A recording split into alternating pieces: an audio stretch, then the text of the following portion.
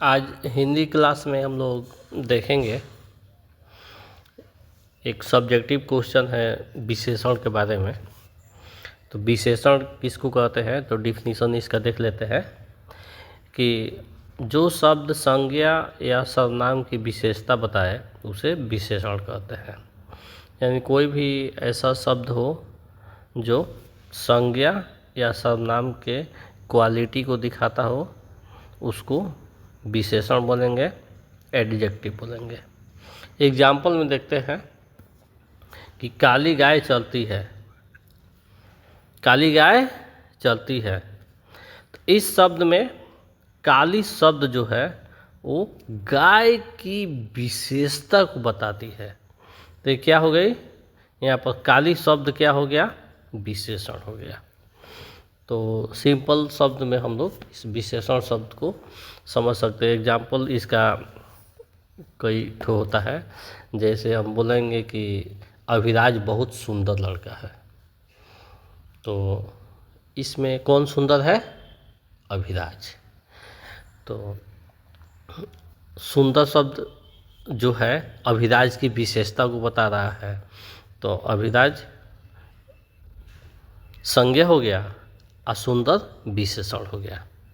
तो इसमें क्या हुआ, सुंदर विशेषण हो गया। तो इस तरह से हम लोग समझ सकते हैं विशेषण को। इसके बाद हम लोग देखेंगे ऑब्जेक्टिव क्वेश्चन को। तो देखते हैं उदय का विशेषण क्या है। तो उदय का विशेषण उदित होता है। 50 हाथी कौन सा विशेषण है।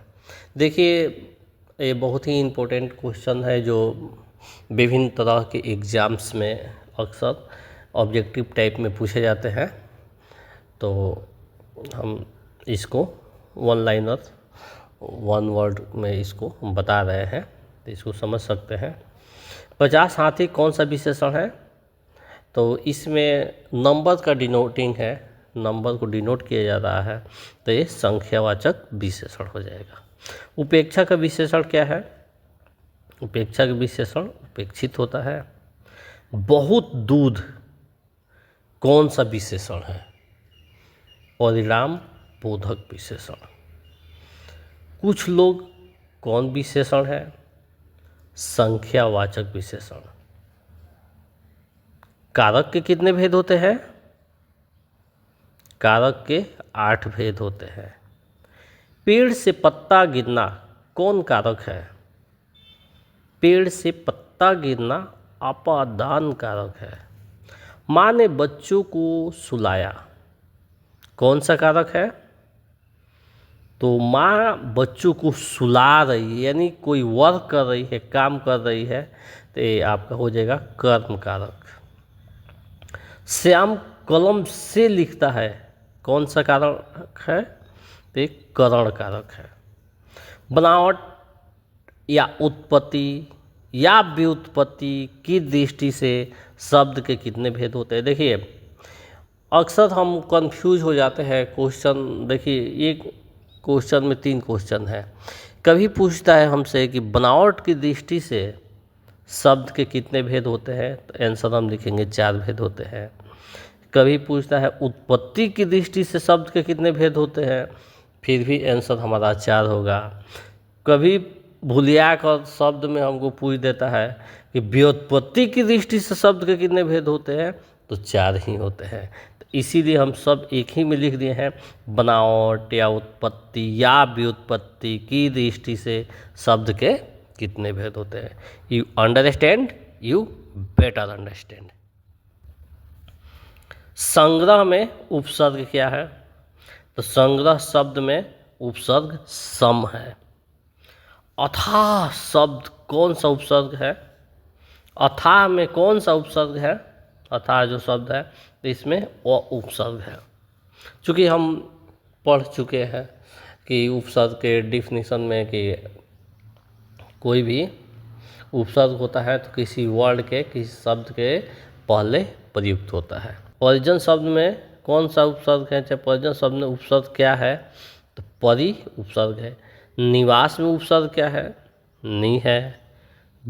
गवैया में प्रत्यय क्या है, ये प्रत्यय हो गया। प्रत्यय आप लोग पढ़े हैं कि जो किसी वर्ड के, किसी शब्द के लास्ट में इसको ऐड किया जाता है उसको प्रत्यय बोलते हैं।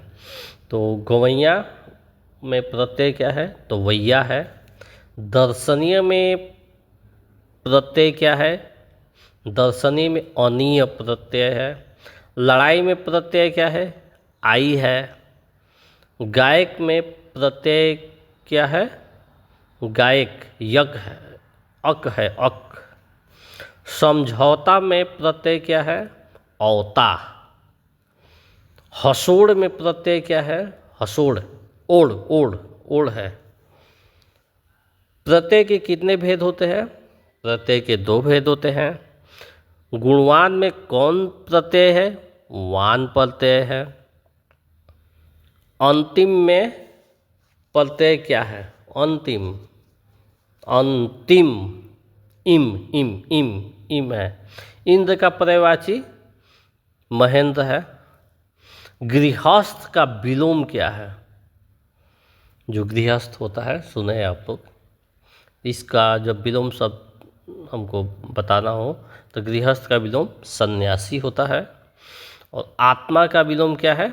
आत्मा परमात्मा आप लोग सुने ही है, तो आत्मा का विलोम परमात्मा होता है। तो इस प्रकार से इस छोटे से क्लास में, छोटे से वीडियो में हम लोग बहुत ही इंपॉर्टेंट क्वेश्चन को देखे, समझे, इसको देखते रहिए, पढ़ते रहिए, अपने फ्रेंड्स में भी शेयर कीजिए ताकि घर बैठे उनका भी एजुकेशनल हेल्प ईजिली वे से हो सके। आप जहाँ भी रहिए इसको देखते रहिए, पढ़ते रहिए, अपने फ्रेंड्स में शेयर करते रहिए ताकि आपका जो मेमोरी है ये पर डे अपडेट होता रहे और किसी भी तरह का क्वेश्चन कन्फ्यूजन आपको ना कर सके। इसके साथ ही आज हम लोग विदा लेते हैं इस क्लास से। मिलते हैं न्यू डेज में, नए क्लास में। That's all.